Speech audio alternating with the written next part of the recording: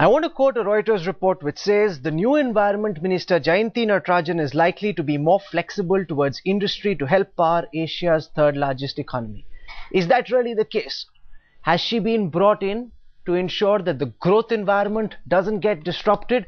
Joining us now is India's new Environment Minister Jayanti Natarajan herself. Thank you very much, ma'am, for joining us. First and foremost, congratulations on your delayed but deserved appointment as Union Minister. Have you been brought in to be a pliant minister to undo all the problems that Jairam Ramesh created to ensure that the growth environment doesn't get disrupted, madam?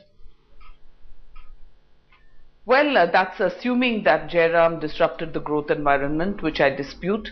I'd like to place on record that I think he did a spectacular job of mainstreaming environmental concerns while not impeding growth at the same time. So I question that assumption.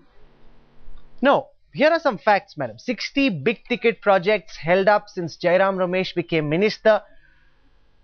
450 in total, 60 of them big ticket projects. Heightening risk for investors, underlining India's struggle to grow without damaging the environment. Across the world, there is a sense that India became an unsafe place to invest because of a maverick environment minister. That's the sense internationally. Have you been brought in to change that perception? Well, I haven't. First, I would again dispute that assessment. I believe that's rather unfair, extremely unfair, in fact.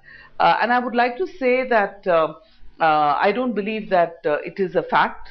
And I also don't believe that development and the fact that 60 big ticket projects have been halted and 450 have been held back is a fact. It's not an assessment. These are facts that we are laying out, madam. Rahul, I am not aware of those details. You'll appreciate that it's only hours since I took over and I haven't even stepped into the ministry yet.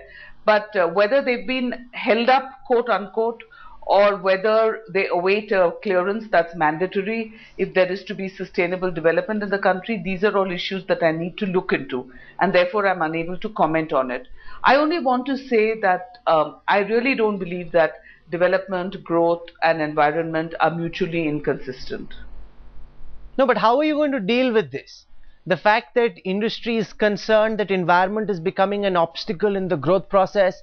Jairam Ramesh, despite the Prime Minister telling him again and again, held up the green law. Will you do the same? Will you be as proactive as Environment Minister as Jairam Ramesh was, ma'am?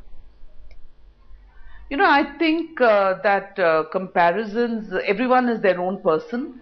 Everyone has their own way of dealing with issues. I will tackle issues in the way I know best. But I firmly believe that growth and development are possible in a sustainable way only if environment is the cornerstone.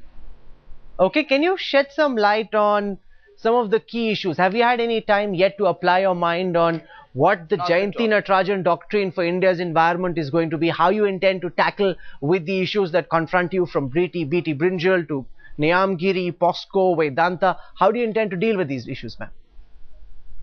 No, not at all. I haven't. I've only spoken as party spokesperson, Rahul. Being the environment minister is an extremely challenging job.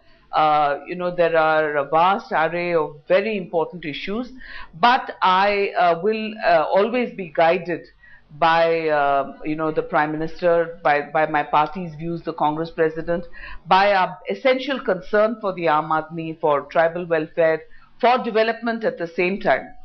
To happen alongside these concerns. So I will be guided by all these issues, but I haven't had my... Let me ask you a very direct question, ma'am, which is uppermost in everybody's mind at this time. Will Jayanti Natarajan be a more flexible, more pliant environment minister, easier to handle, less of a headache than Jairam Ramesh was?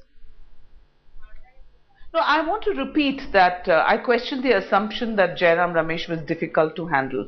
I am my own person and I have my own way of dealing with issues, and I certainly hope that the yardstick and the guideline will be the best interests of this nation, of India, and not whether one is difficult to handle or hard to handle.